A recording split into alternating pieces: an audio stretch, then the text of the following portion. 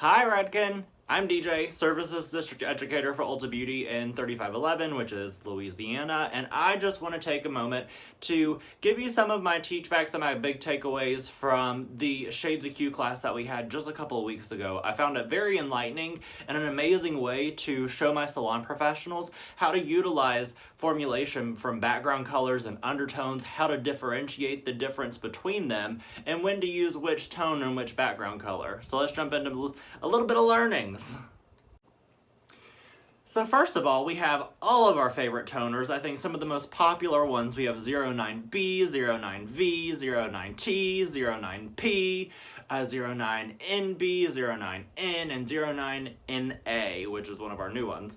And I'm excited to kind of dive in a little bit and give you some of my ahas whenever it comes to formulation and background color between some of these very popular shades.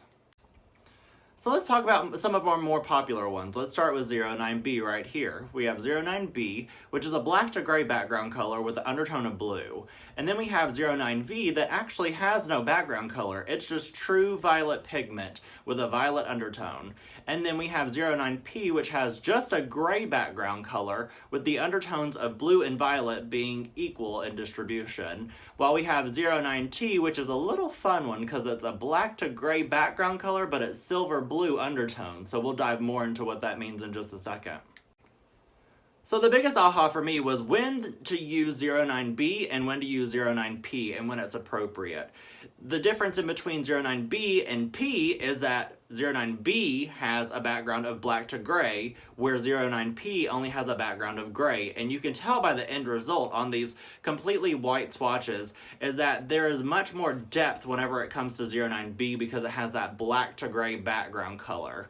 So if I had someone who had overly porous hair, I would not put 09B on their hair in order to cancel out some unwanted orange tones, as the black background color could overpower and darken up the ends. If you've ever seen a toner take too dark, it's usually because we have that black to gray background color in there. So I love using whenever people are at that nice level 8, whenever you lift them and they're at a level 8, a level 9, or an 8.5 sometimes.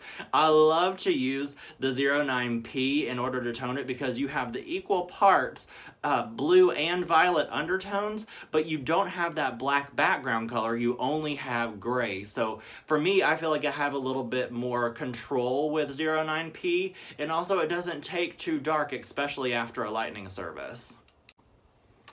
So my next big aha and my next biggest takeaway was the N series, and how just the difference in between background color makes such a huge impact on the end result. So seeing right here, we have 09N, 09NA, and 09NB. All three of them coming from the natural series, but all three having vastly different undertones and backgrounds and end results.